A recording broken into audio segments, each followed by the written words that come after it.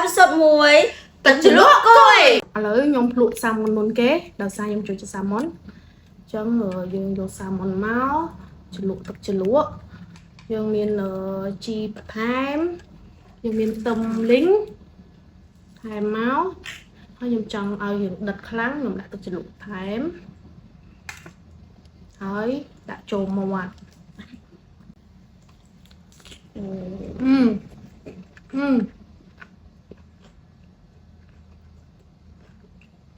ដល់ទំភ្លុកមួយទៀត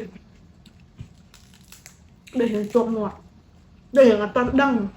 đằng đai tay chuột mọt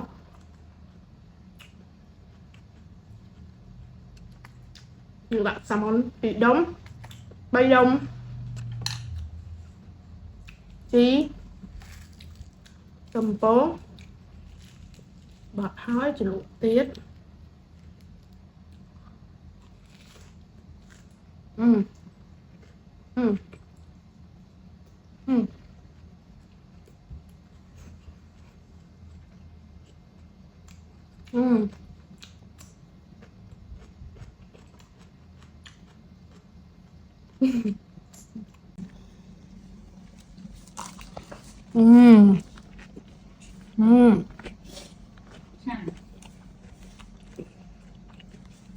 ngon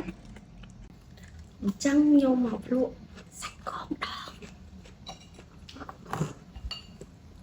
ini sạch cô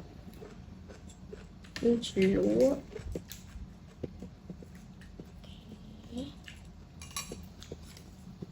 hiện đã tập trộn tịch tầm bóng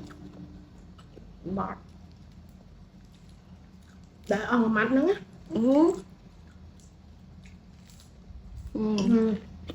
mày đấy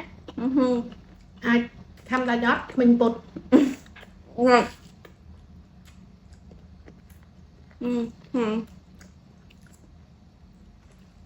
ui tiết ra tạ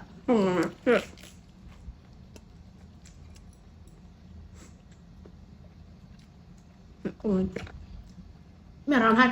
cho chết cái này là o món mùiទឹកជ្រលក់ហ្នឹងត្រូវហ្មង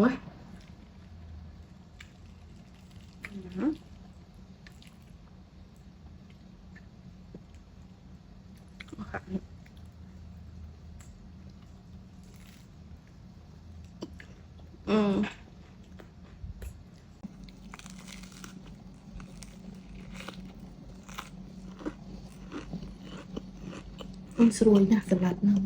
ស្រួយល្អ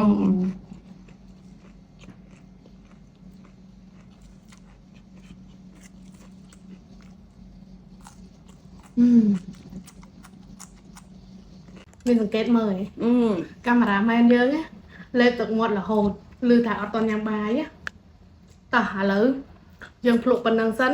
ហើយសមបានកាមេរ៉ាមែនអ្នកប្រហើយអូខេតោះជួបគ្នាអេពីសូតក្រោយ